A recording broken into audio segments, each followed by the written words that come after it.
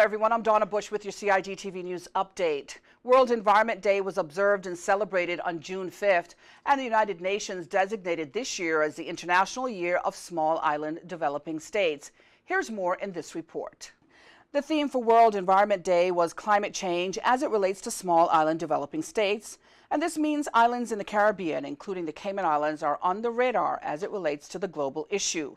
We spoke with Tim Austin from the Department of Environment on the subject of climate change as it relates to our islands. But some of the obvious areas that climate change are associated with is elevated temperatures, both the air temperature, but more importantly for Cayman is the sea temperature. So at the Department of Environment we have been recording sea temperature for quite a while, and even in our 15-year data set there is evidence of that signature of the sea level increasing. As global temperatures increases, so does the sea temperature, and that has huge implications for local resources, particularly coral reefs, which live very close to their upper thermal limit. That's to say that the water is already so warm that they can, in summer, that they struggle to survive. So if we push that limit even higher, say the 2 degrees for instance that's currently proposed under the various world organizations that have agreed on a limit, that 2 degrees is likely way too high for Cayman even. So yeah, we'd start to see it most typically in the sea. The other areas of climate change that people talk a lot about is sea level rise. As the ocean gets warmer, so it expands and basically is rising, and also as the waters and the global temperatures increase, the ice caps, much of the fresh water which is locked in ice caps melts, and that is also causing the sea to rise.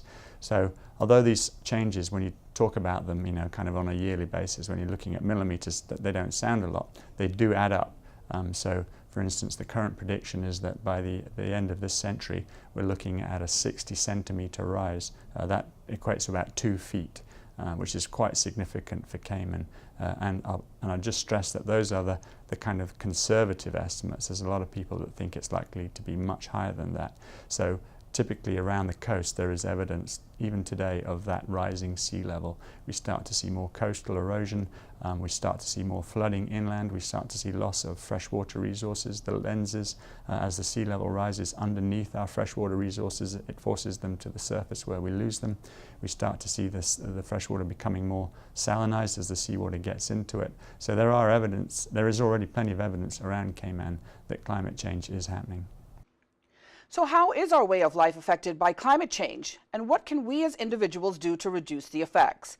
Hear what Mr. Austin told us, and it may not surprise you just how easy we can all lessen the effects of climate change here at home. I think climate change has some really serious implications for the long-term life in Cayman. We enjoy a very high standard of living here, but much of that is to do with the environment that we're in. And if that environment continues to change as a result of climate change, then yeah, I think we will lose a lot of the things that we enjoy living. Most people that went through Hurricane Ivan remember the stress that involved, and now whenever you see hurricanes on the horizon, people get very anxious about that, and that, you know, affects subtly the way people live here. People live in a state of kind of heightened, I don't want to say panic, but they live in a heightened state where something like another Ivan causes them a lot of stress, and that can have implications for health. Obviously the living factor, the heat, the ambient temperature is a big deal. The hotter it gets, the more stressful people find the climate here. A lot of people come down to enjoy the heat, but the heat is also a comfort factor. So obviously hotter nights and hotter in the day all affects how we enjoy the Cayman Islands. Also changes to the reefs. If we lose the reefs, we lose some of our natural resources, as is likely to happen, then we lose the kind of backbone to the economy. The environment is a very significant part of the tourist economy here, and if that collapses because it's no longer able to tolerate the climate that we have, that would be a significant loss to the kind of Caymanian way of life. A lot of the World Environment Day issues focus on things that people can do. And again, the website, our Department of Environment website, has a lot of areas that you can focus on to make small differences. These small differences add up, but they're basically about educating yourself so that you become aware of the issues that you're surrounding. A particular initiative the department recently established was to go down to a particular area just next to us here, and we replanted mangroves and we replanted some natural vegetation on an area that had been previously cleared. That might seem a small token, but these kind of things add up when everybody gets involved. We focused on mangroves because mangroves have an inherent ability to stabilize coasts. They're a cheap way of protecting a coast. When you think about a seawall, it costs money and it needs money to be repaired and to be maintained. For the small investment it takes to put in mangroves, they are more or less self-repairing. If a storm damages them, they regrow. If the sea level rises, they keep pace with it. And so they are really natural, low-cost ways of dealing with these issues. We've also looked at native vegetation that's salt-tolerant. By recolonizing coastal habitat, you can increase the ability of it to withstand erosion from storm events. You prevent runoff from water on terrestrial areas that then flows into the water. The vegetation helps greatly in preventing that, preventing pollution from land and sediment control too. And these are just small things that are fun for neighborhoods to get involved with and can make a real difference.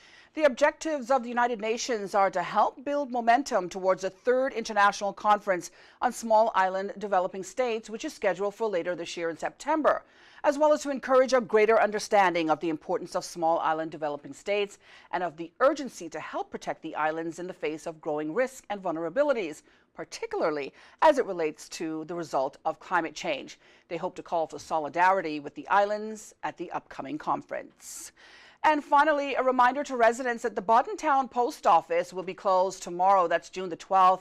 The reason for the closure relates to upgrading of lines in the area by Caribbean Utilities Company, or CUC. Now, the BT post office will reopen for normal business this Friday. Postmaster General Sheena Glasgow apologizes for any inconvenience this may cause. Well, if you haven't tuned into Radio Cayman's news talk show For the Record with Orit O.C. Connor as yet, it begins at 7:30. That's Monday, Wednesday, and Friday mornings. Also, don't forget, Talk Today with Sterling Dwayne Ebanks at 12:15 weekdays on Radio Cayman as well.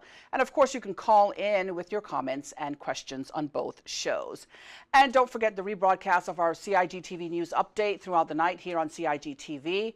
It's also on the Cayman Islands government's Facebook page and our YouTube channel. For now, I'm Donna Bush. As always, thanking you for watching the CIG TV news update. Have a great night. Join us here again on Thursday evening.